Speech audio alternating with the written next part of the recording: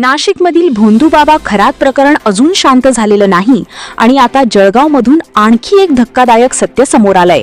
भोंदूबाबा, अघोरी पूजा, गुप्तधनाचं आमिष आणि थेट 11 लाखांची फसवणूक।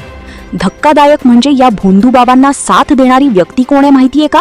स्वतः पोलीस दलात कार्यरत असलेली त्याची पत्नी। नाशिकमधील अशोक खरात प्रकरणामुळे राज्यभरात भोंदूबाबांच्या कारनाम्यांवर प्रश्नचिन्ह उभं राहिलं असताना आता जळगावमधून एक धक्कादायक प्रकरण समोर आलं आहे।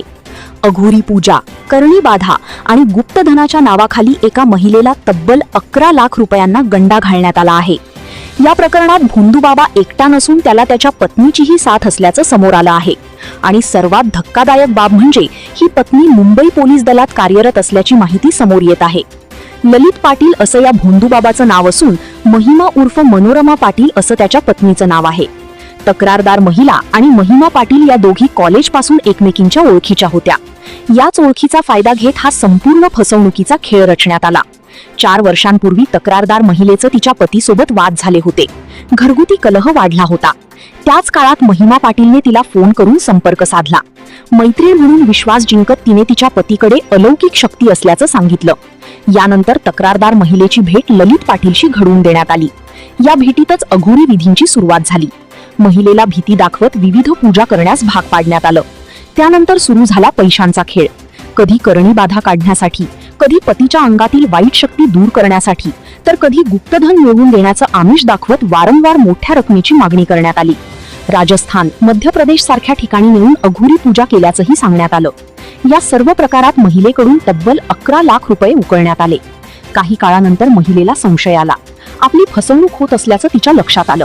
तिने पैसे परत मागितले। मात्र इथेच खरी धक्कादायक गोष्ट घडली। भोंदूबाबा ललित पाटीलने स्वतःला अघोरी असल्याचं सांगत तिला धमकावलं आणि पैसे परत देण्यास साफ नकार दिला। शेवटी त्रस्त झालेल्या महिलेनं पोलिसात धाव घेतली। 2022 साली रामानंद पोलीस स्टेशनमध्ये या दोघांविरोधात गुन्हा दाखल करण्यात आला। मात्र 3 वर्ष उलटूनही आरोपी फरारच आहेत। पोलिसांच्या हाती अद्यापही ते लागलेले नाहीत। दरम्यान 15 एप्रिल रोजी तक्रारदार महिलेनं जिल्हा पोलीस अधीक्षकांची भेट घेतली। आरोपींना लवकरात लवकर अटक करून आपले पैसे परत मिळवून देण्याची मागणी केली। नाशिकमधील खरात प्रकरणानंतर आता जळगावमधील हा प्रकार समोर आल्यानं पुन्हा एकदा भोंदूबाबांचा मुद्दा ऐरणीवर आला आहे। श्रद्धा आणि अंधश्रद्धा यामधील सीमारेषा किती धोकादायक ठरू शकते याचं हे जिवंत उदाहरण मानलं जात आहे।